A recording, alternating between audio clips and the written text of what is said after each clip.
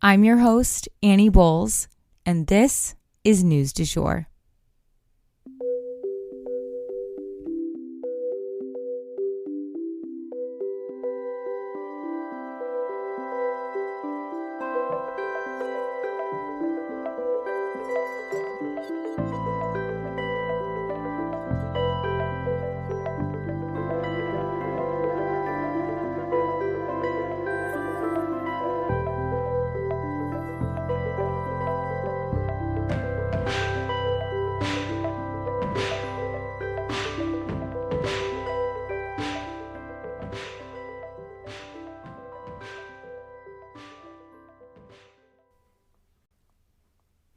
Hey everyone, and welcome back to the News du Jour, a calmer space to consume the news.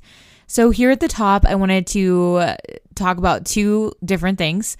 First up, we have a bonus episode that goes live today, and it's going to be stories from Iran, from the front lines, as well as updates about what's going on there, all from a Iranian lawyer who lives here in the United States, so she can speak freely, but it's important to note that these stories are impossible to verify. So we can't hop over to Iran and make sure that so-and-so is actually missing or so-and-so is actually in the hospital or in jail. It just doesn't work that way given what's going on, and we don't have the resources to do that anyway. So we are sharing these stories with a huge disclaimer, but that said, these stories are symptomatic of the overall problem.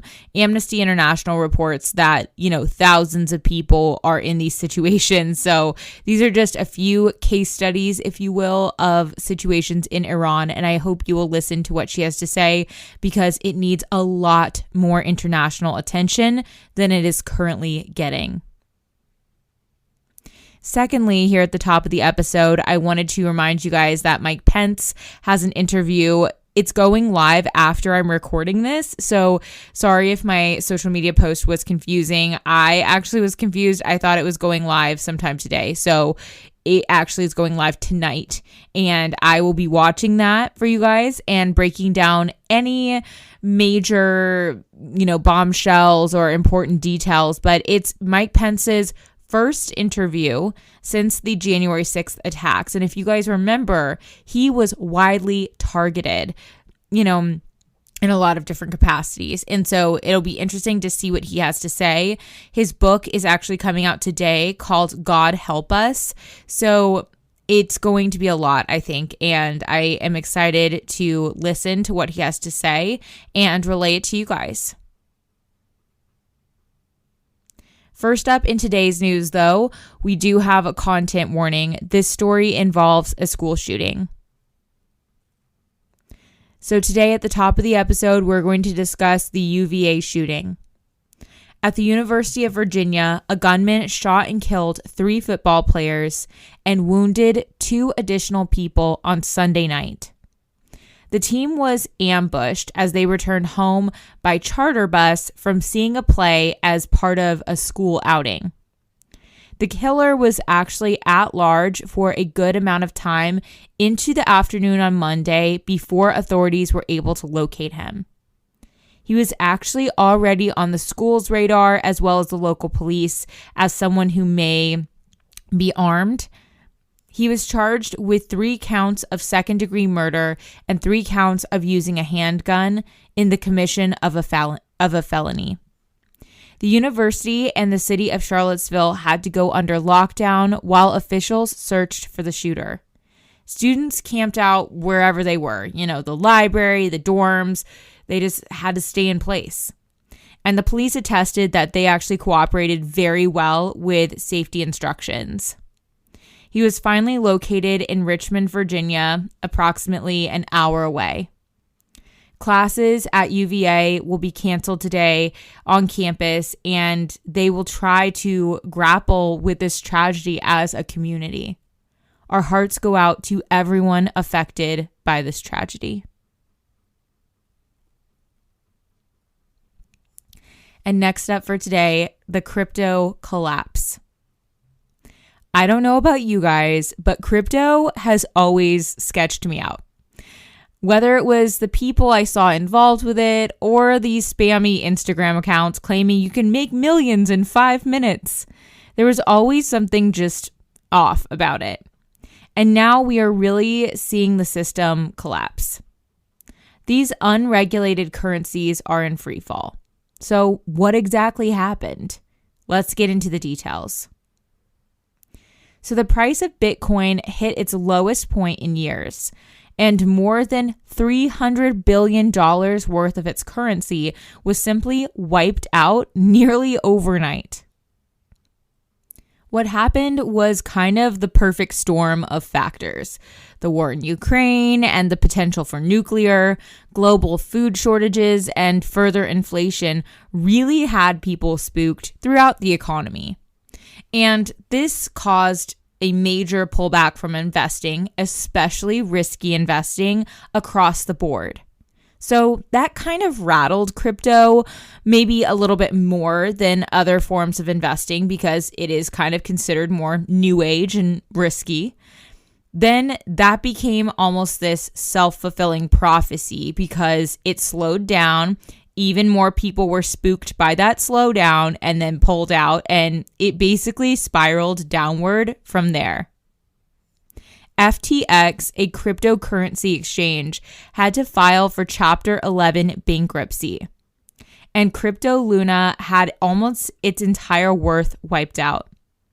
Crypto billionaire Sam Bankman-Fried had 94% of his wealth wiped out, according to Bloomberg Business. What's worse is it seems like some of these companies actually might be experiencing some hacking as well. FTX Trading announced that there was a, quote, unauthorized access, end quote, to some of its accounts. They have reached out to law enforcement on the matter with their general counsel. But some believe it's actually a company insider that went in and stole the funds. Either way, shit is going from messy to criminal over there. We'll keep you guys posted. And last up for today, we are going to discuss Xi Jinping and his meeting with Biden. So Biden and China's President Xi Jinping met in person yesterday. It is their first face-to-face meeting since Biden has taken office. As we mentioned last week, expectations for this meeting were low because tensions have been running so high. And the things China and the US can agree upon, well, it's a short list. But overall, the meeting seemed to have gone as well as can be expected. Biden called the meeting, quote, open and candid, end quote, and Xi Jinping actually separately called it candid as well. The two did get a little prickly over the subject of Taiwan, but they do actually plan to work together on subjects like climate change and stabilizing the global economy. They also seemed like-minded when it comes to Ukraine. She said that war produces no winners, and in the US translation, they actually both agreed that nuclear war should never be fought. They agreed that they did want to meet next year, 2023, to continue the relationship and try to move towards civility. Hey, sounds like a plan to me. And that is the news du jour. Today, I wanted to leave you guys with the quote, "People are not prisoners of fate, but prisoners of their own minds." If you enjoyed this episode, please consider becoming a patron of our podcast. For $7.99 a month, you can unlock tons of perks like breaking news text messages so that you're never out of the loop. Tons of bonus episodes are already up there ready for you to binge, and a discussion board full of networking opportunities and much more. Go to www.patreon.com/sugarfree media today to become a patron. This is the best way to support our show. Our patrons make News du Jour possible. But a couple other ways to support our podcast are rate and review on whatever podcast platform you use to listen, share on your social media, you have influence, Tell your friends, family, and colleagues that you love News du Jour and why you listen. You can also follow us on social media under sugarfreemedia.co on Instagram, just sugarfreemedia, all one word, on TikTok, and sugarfree_media on Twitter. We also have a weekend newsletter called Dreamers Digest that's full of dreamy content recommendations for your weekend and a life update from yours truly. Sign up today on our website, www.sugarfreemedia.co. Our music is by Joey Lavoie and Nicholas Foster. Our cover art is by Hannah Pierce Photography. Our Sugar Free Media logo is by Catherine Jezik Designs. Any twinkling or little footsteps you might hear in the background are by my dog, Rhett. He's a rescue pup and always records with me. We appreciate you listening and look forward to telling you about the news again next time on News du Jour.